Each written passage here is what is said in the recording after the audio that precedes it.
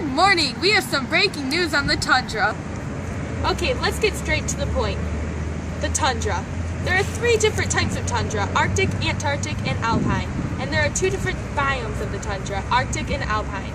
Here we have special guest Jennifer Lay to tell us more about the Arctic. Where did the word tundra come from? Well, the word tundra came from the Finnish word Tundurian, or treeless land.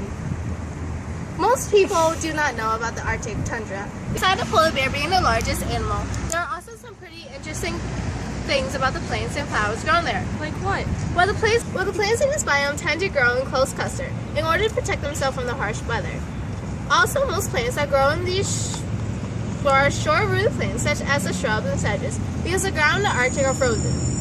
But some problem with the tundra is that there are many oil companies located in these areas. Any oil spill that will happen hurts the tundra wildlife. Okay, let's turn it over to Danielle and her guest Adelie Palaspis, who is going to inform us on the Alpine tundra right after this short break.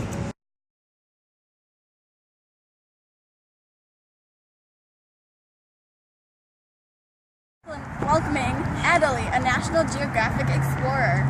So tell us some stuff about the Alpine tundra. Well, the Alpine tundra is usually found in mountainous regions all over the world and are usually about an altitude of 10,000 or more.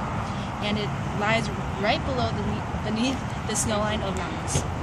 Now, what are some interesting facts about flora and fauna? Facts about the region. Well, the plants in the area usually have a high tolerance to the cold weather and the lack of water.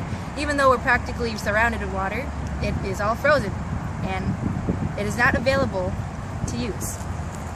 So basically during the winter the plants die off, and when the snow melts in the summer the plants regrow? Exactly.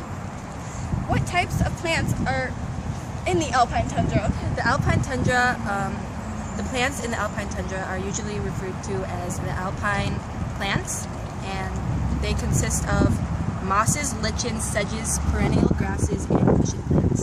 So how do the animals survive? The animals either migrate or hibernate because of the harsh winter conditions. How cold does it usually get around here? Because the harsh condition makes them unable to live there. Also, the tundra is mostly located in the northern hemisphere. The tundra has very few trees, and other resources make it even more difficult to live in these areas. One thing I read about before this interview is that the tundra only has 48 animal species. Is that true? Yes, it is true. Also, the tundra has over 400 varieties of flowers and plants. Oh, really?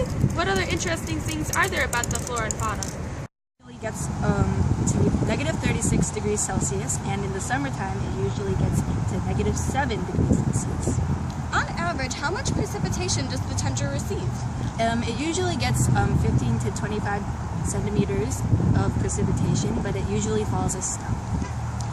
Thank you for shedding some light on the Alpine tundra. Thank you for having me.